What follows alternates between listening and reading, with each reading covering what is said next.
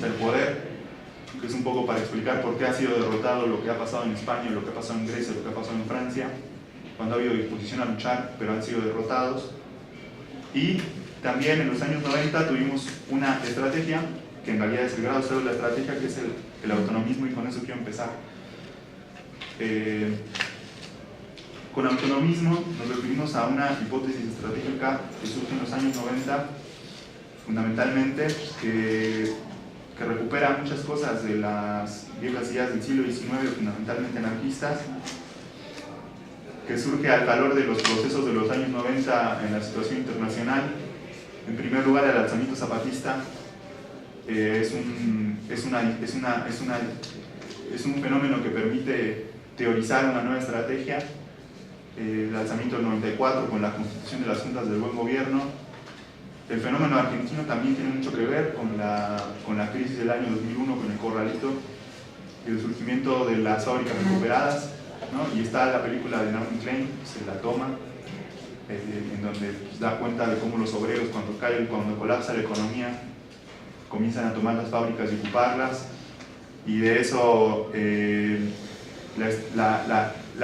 esa manifestación fue, más bien esa expresión se generalizó en Argentina, ¿no? No solo fue Sanón en el año 2001, sino que fue Bruckmann, fueron empresas textileras, empresas de fábricas de pintura, imprentas,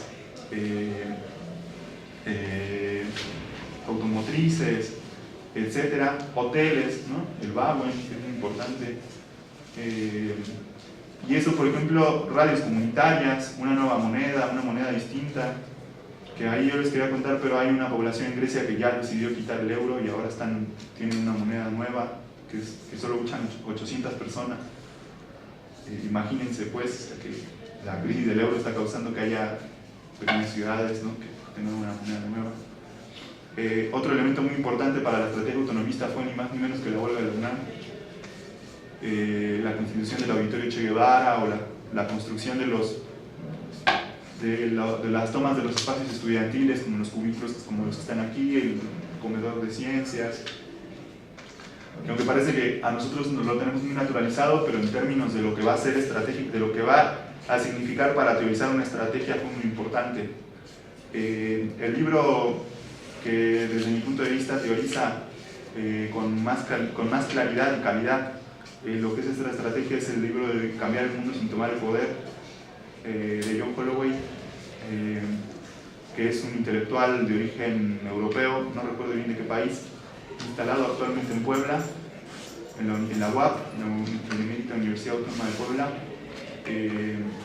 que junto con intelectuales italianos como Antonio Negri y Michael Hart, ante los nuevos fenómenos de las fábricas recuperadas, ante la huelga de la UNAM y ante el alzamiento zapatista, iban a intentar hacer una teoría sobre la transformación radical de la sociedad en una perspectiva de tomar los elementos de los años 90 para constituir una teoría, en teoría y en hipótesis estratégica, aunque no lo es estratégico, por eso ahora es a lo que vamos a ir después.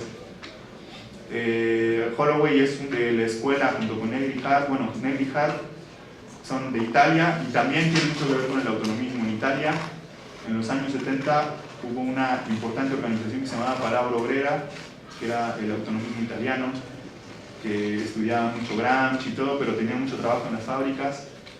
Que después, en los años 70, también surgió las Brigadas Rojas, y hay una película que, ¿cómo se llama, María?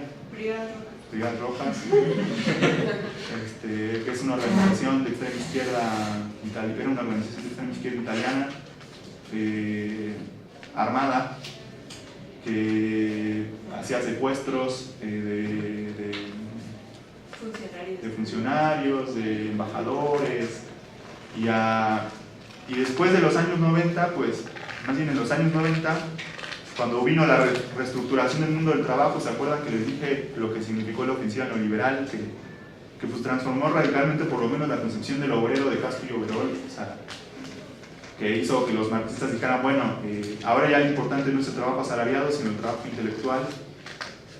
Y Antonio Negri y Michael Hart, que fueron los que teorizaron la estrategia autonomista después, vienen de la tradición de la palabra obrera y también de las Brigadas Rojas, Y cuando vino los 90s de la reestructuración del trabajo, fueron los primeros que empezaron a teorizar el fin del trabajo, diciendo que el trabajo ya no era el mismo, que venía el trabajo intelectual, que se había una nueva etapa que era la postindustrialización, que el sujeto ya no era el mismo, ¿no?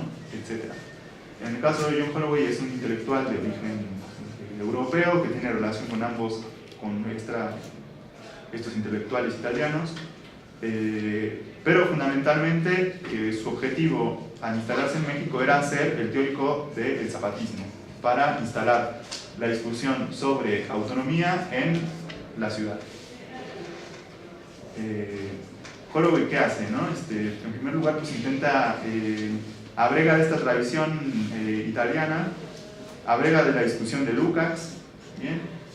De la ontología del ser social y las discusiones sobre enajenación en el Historia y Conciencia de Clase, y también abreva de discusiones fundamentalmente del llamado marxismo occidental, ¿no?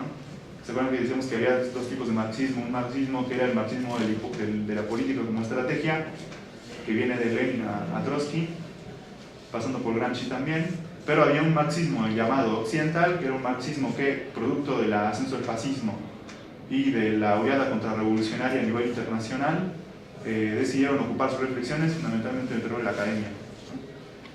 En esa escuela del marxismo occidental podemos considerar al marxismo de la escuela de Frankfurt, al marxismo de los estudios culturales de la escuela social inglesa, como Edward Thompson o Edward Thompson o Raymond Williams, y en el caso del marxismo francés, pues, fundamentalmente los que actualmente son, bueno, más bien desde Michael Lowe y hasta Said, por poner un ejemplo, pues, que se abregan de esa tradición, pero Holloway también abrega de esa tradición.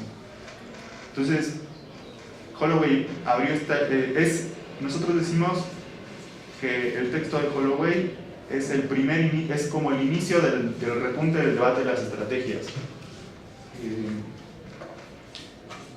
sobre cómo cambiar el mundo, con qué objetivo, cuál es la estrategia para cambiar el mundo.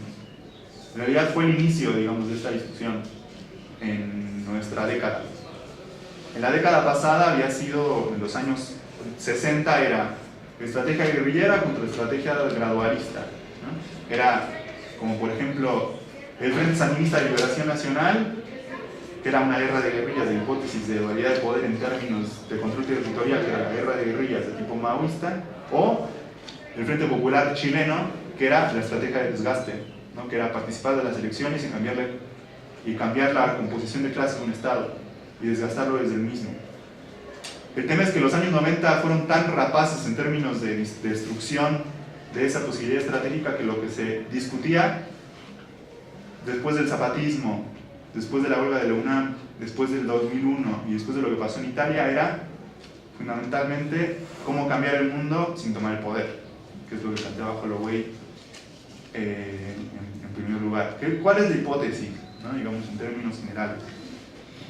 En primer lugar, Holloway se instala desde un punto de vista teórico para discutir contra las visiones dentro de la izquierda marxista o la izquierda revolucionaria que venía de los años 90 después de la caída del muro de Berlín, en plantear que el problema que había tenido el marxismo en los años 90 era ser, en los años 20 era ser de idolatría del Estado, que siempre en los años pasados, en el siglo XX, el problema que había tenido la izquierda socialista y revolucionaria era fundamentalmente siempre pensar que el problema clave y cúspide era aspirar al control del Estado o de la toma del Estado burgués. Lo que Holloway intenta decir es que el error de los revolucionarios del siglo XX fue siempre ser estadólatra en términos estratégicos, porque siempre se pensó la organización de vanguardia como aquella que aspiraba a la toma del poder. Y Holloway dice, bueno, dentro de las muchas cosas que hice, porque es un libro pues interesante, aunque ya está muy desactualizado y es fundamentalmente teórico, ¿no? lo que dice es que esto causó la visión estadólatra. Eso fue lo que causó el fracaso de la izquierda en el siglo XX. Producto de, en primer lugar, de lo que significó después la burocratización de las revoluciones por esta perspectiva estadólatra, y fundamentalmente intenta cuestionar que para cambiar el mundo se tenga que necesariamente tomar el poder, que es la visión clásica del leninismo, en términos de que para transformar el mundo, o sea, las relaciones sociales de producción capitalista, tenemos que aspirar a la toma del poder, o por lo menos a la destrucción del Estado burgués, porque es el Estado burgués el que concentra, en términos de poder, la dominación de una clase sobre otra. ¿Y de dónde viene esta idea? Holloway lo que dice es que el alzamiento zapatista lo que demuestra es que pueden surgir, se puede cambiar el poder sin necesariamente, cambiar el mundo sin necesariamente cambiar el poder. Digo, cambiar el mundo sin necesariamente tomar el poder, o aspirar a tomarlo. Primera idea clave: las comunidades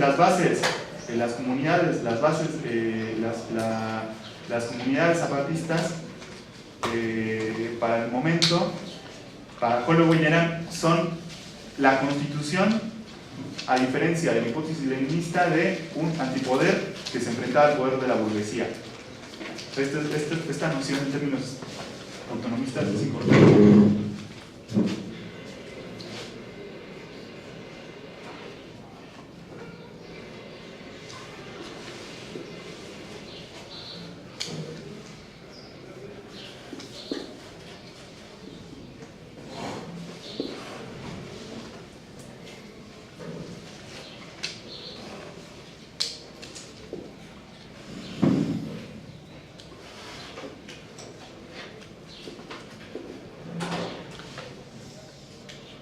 En donde se puede cambiar el mundo, dice Holloway.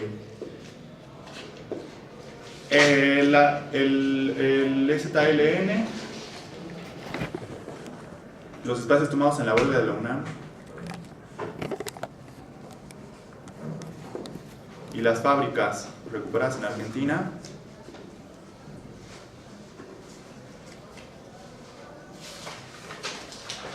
estaban mostrando que se podía aspirar a transformar el mundo en espacios locales de constitución, de espacios de dignidad, de autonomía, sin pensar en términos estadólatras. Ahorita no estoy polemizando ni nada, estoy intentando explicar. En donde se puede cambiar en pequeños lugares el mundo, las relaciones de producción, las relaciones de dominación, las formas de hacer política, sin pensar en términos del Estado.